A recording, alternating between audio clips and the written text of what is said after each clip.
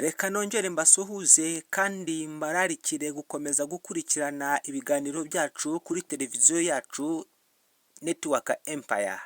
Nk'uko bisanzwe reka twongere tugaruke iwacu hano mu Rwanda, ariko mbere ko tugaruka mu Rwanda reka tuvuge ku tuntu n'utundi.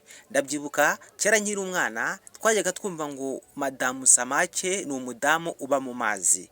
Nakuze nzi neza koko uwo muntu ari byo, koko aba mu mazi. Ariko abantu benshi bakomeje kwibaza kuri iryo jambo, aho bamwe bibaza bati madamusamake ni iki, abandi nabo bati ntabwo abaho. Yewe hari n'abavuga ngo hari abajya kuzana amafaranga ikuzimu, aho basanga madamusamake ku mazi akaba ari ubaha amafaranga.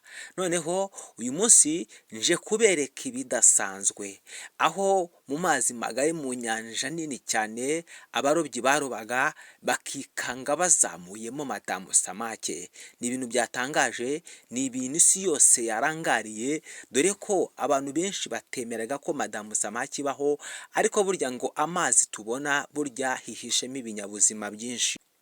Ni ibintu bitangaje kugira ngo urebe koko abantu baroba bageraho bakaroba umuntu samake cyangwa se amadamusamake. Madamusamake ni ibintu bimaje kwemezwa koko ko uyu muntu abaho, dore ko ibyuma bimwe na bimwe bigenda bifotora mu mazi maremare hirya no hino mu nyanja z'isi, akenshi aya mafoto akunda gucicikana.